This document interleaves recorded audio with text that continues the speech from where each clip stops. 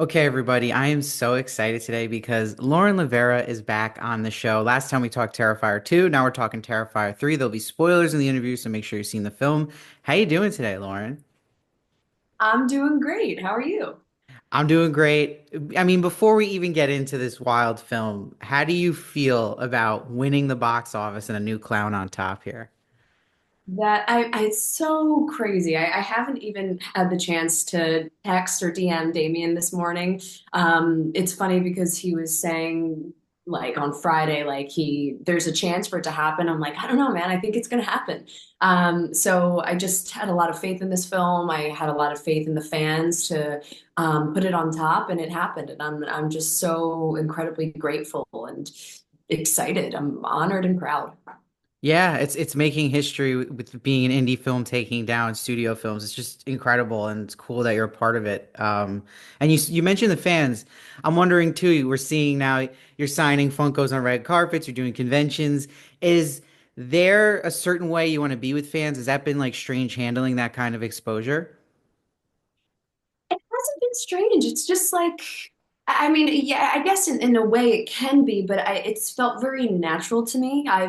I'm so honored that people care about the character and care about the film. And it's really the main reason why I got into acting, so I can connect with people and help them feel less alone. And the fact that I'm a part of doing that is just the best thing I could ever ask for. So it's been really special. And I just want to give every fan that I meet 100% of my attention. And hopefully I'll always have the energy to do that. And yeah, it's been incredible. There's really no other words for it.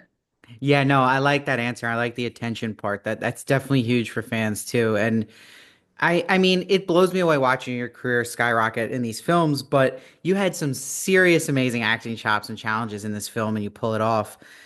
Can you ever really relax though as an actor? Like, does every project almost feel like an audition for the next project? Yeah, that's such a good question because right now I'm in preparation for the next film I'm working on. And start filming in just a few weeks, and we just signed the deal. Like, so I'm scrambling to prepare. Um, it's interesting because I'm so, again, happy that people are connecting with my performance and getting some really lovely reviews. But that does add more pressure to be better. So now I have to continuously get better, and that's there's pressure there, and that's something I'm excited to do. I'm up for the challenge, but I don't want to let anyone down now. So I'm just hoping that people will continue to like my performance and will continue to want to see me in films. Yeah, for sure. And that's definitely happening. And it's what really impressed me about this film was the acting you did sitting down for such a long time and that final sequence of the film. So I'm wondering too, when you're tied up in a scene like that, is there someone's job to like, okay, Lauren needs to be fed or Lauren needs to be have water, like, or do they constantly untie you and that kind of thing? Yeah, so that was actually tricky. And the art department and wardrobe specifically, like every person in those departments were constantly like, hey, are you okay? Do you need some water? Because not everybody else in every department thinks of that. They just, because I was actually tied. I was actually duct taped from my wrist to my elbow, multiple layers, because I really had to thrash in that chair. And that was upon my request, by the way, because they were just like, oh, we'll keep it cut so you can come out. I'm like, no, I don't want to work against myself. I want to work with my body. So let me actually be tied up. And I was scared that I would always break out of it. And I actually did. I always, every take, would always break out of that duct tape because I was really thrashing. And at some point, I even broke the chair. So, yes. So they had to like switch out the chair. Thank God we had a second one. And Olga was like, okay, please don't break this one because this is our last chair. So yes, so they were constantly like giving me water. They would cut me out if I needed to pee, and I'm notorious for always having to pee on set. Um, and yeah, they really tried their best to make me feel comfortable, and they did a very good job doing that. Oh, that's amazing. And yeah, I never even thought of that, like breaking out of it on set. That's wild. And that, yeah, you're right. That can be really challenging. And I mean, just there's visuals in these types of films that stick with me and haunt me for like a couple days after. And one of them in this final sequence as well is when Sienna bites her uncle's, you know, I guess intestine to get out from Art's grasp. So I'm just wondering, watching that though, like, what are you actually biting? Like, what is the process in that kind of scene? That was probably the most challenging gag on set. Because it just like it wasn't always working. Like the liquid needed to like shoot out, and it actually ended up, if you paid attention, like shot up my nose. And that a puree of cherries and hand soap. So I Oh. was coughing up hand soap for days, and like just this pink goo kept coming out of my mouth. It was disgusting. But it was like I don't know. It felt like a sausage sack. Like I don't really know what they made it out of. That would be like a Tinsley question, the wonderful special effects team. But they had like a pump on the inside. So I believe or maybe when I bit into it, that's when I don't even understand how the gag worked because we had to do it twice, like 2 different days. The first time it just didn't work. And then they were like, we got to do this again. And I was like, oh, Jesus. So, I do know it was a pain in the ass, I can tell you that. But we finally got it done, and it ended up looking really cool. But it was pretty gross. Yeah, no, it sounds like you're a trooper. That's really awesome. And I mean, not only are you a trooper, but your character, because really the feeling I felt at the end of this film was watching during it, Sienna gain strength again and get back her mojo, and then to lose even more, like everything. And then especially the Jonathan part, like really shocked me. So, how can Sienna come back from this? Like, how? Like, is there any hope for her at this point? What I find extremely interesting about Sienna, and we kind of got a glimpse of that towards the end of the film, was that it doesn't seem like she's fighting for herself as much as she's fighting for family. Because there are moments where it looks like she's going to give up, where she's felt like she's lost everything. There are moments you can see it on her face that she's just feeling so defeated, so weak, until she sees her cousin, and that is something she feels that she needs to fight for. So I think that'll be the driving force moving forward. I think more than anything, she's going to do whatever she can to save her cousin. And if she saves the world in the meantime, that's just a residual effect. I think she just really cares about fighting for her family. And I think that will, again, be her main goal moving forward. Yeah, I like that. And I mean, it's exciting. You mentioned Gabby too, like going to, it seems like hell or something. So that's exciting to see where Sienna goes next on her journey. Do you see any similarities between Sienna Shaw and Buffy Summers when you watch this? Oh, I never thought of it.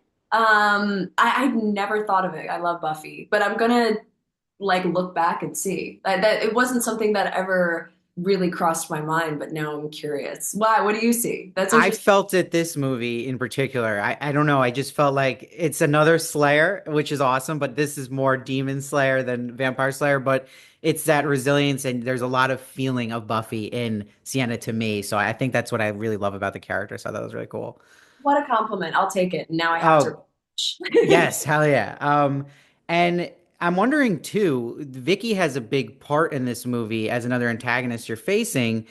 In a scene like that where it's really intense between the two of you, with that actress of Vicky, how do you even prep that? Like, did you wait to see her in her makeup, or do you get close to her or stay distant from her on purpose? Like, what goes on with that? Well, Samantha Scafidi, who plays Victoria Hayes, is such a dream to work with. And she's also a director, so like she just has a really good understanding of how to be on set and how to deal with actors and to be an actor.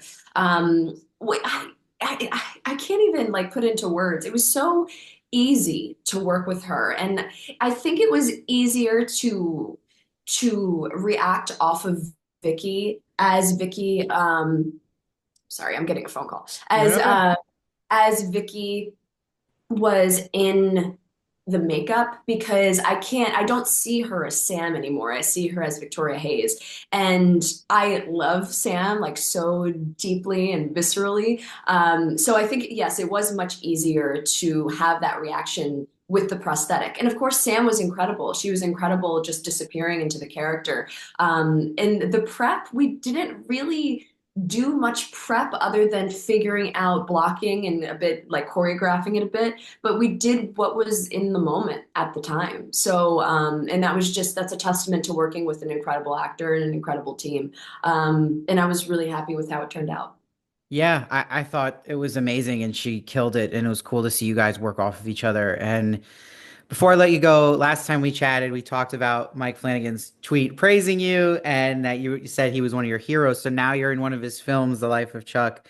Did that Yes. experience working with the hero live up to the hype?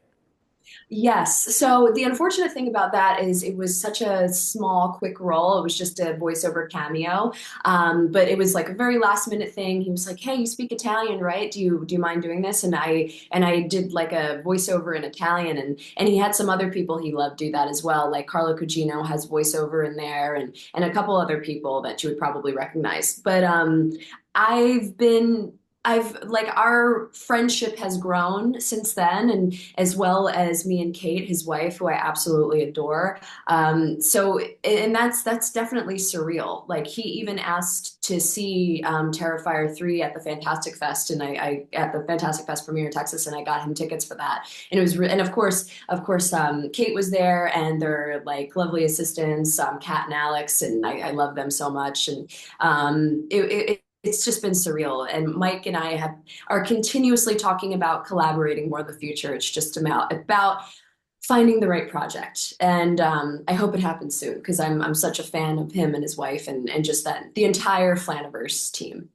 Hell yeah, I love it. It's a circle of life here. This is great. I'm excited for you. Everybody, keep seeing Terrifier 3. Tell your friends about it to see it in theaters now. Let's keep it on this roll at the box office. Lauren, thank you so much for joining me today, and I hope to talk to you in the future. Thank you so much. It was so great to see you again, and thank you for watching. And everybody, please go watch.